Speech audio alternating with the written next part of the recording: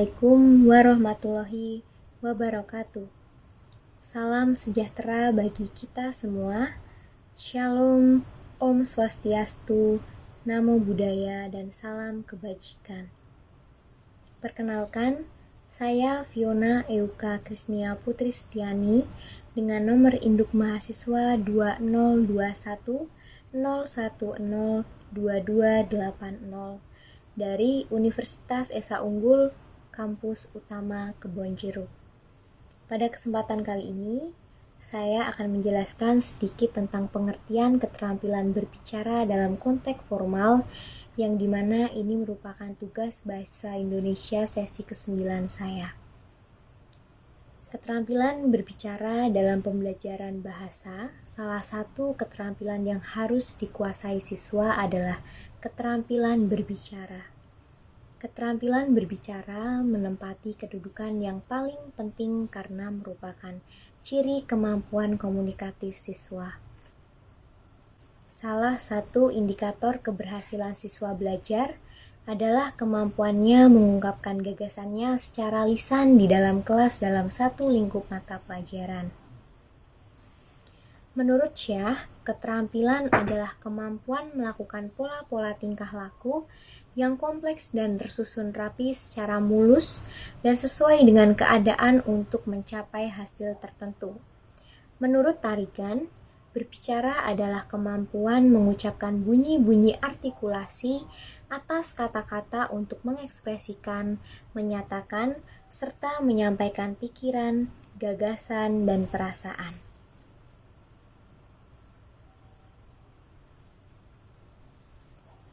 Sedangkan sebagai bentuk atau wujudnya, berbicara disebut sebagai alat untuk mengkomunikasikan gagasan-gagasan yang disusun dan dikembangkan sesuai dengan kebutuhan-kebutuhan sang pendengar atau penyimak.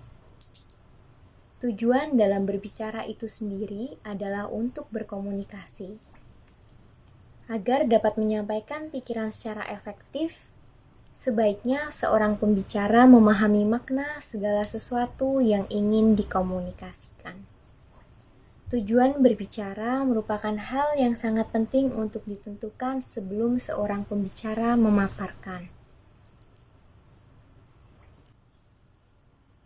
Tujuan berbicara merupakan pedoman bagi pembicara untuk membangun, mengemas, dan menyampaikan idenya untuk sebuah pembicaraan tertentu. Perbedaan tujuan berpengaruh pada bentuk ide yang dikembangkan, kemasan yang digunakan, dan performa penyampaiannya. Tujuan berbicara yang dimaksud adalah sebagai berikut. Poin A, yaitu informatif. Tujuan informatif merupakan tujuan berbicara yang dipilih pembicara ketika ia bermaksud menyampaikan gagasan untuk membangun pengetahuan pendengar. Tujuan ini selanjutnya akan lebih sempurna jika bukan hanya bersifat informatif melainkan komunikatif, yakni terjadinya timbal balik atas gagasan yang disampaikan pembicara dengan respon yang dihasilkan pendengar. Tujuan berbicara jenis ini merupakan tujuan yang paling dominan dilakukan dalam kehidupan sehari-hari, seperti menerangkan sesuatu, menjelaskan proses, konsep, dan data, mendeskripsikan benda, dan berbagai kegiatan informasi lainnya. Yang kedua, atau poin B, ada tujuan rekreatif. Tujuan rekreatif merupakan tujuan berbicara untuk memberikan kesan menyenangkan hati dari pembicara dan pendengar.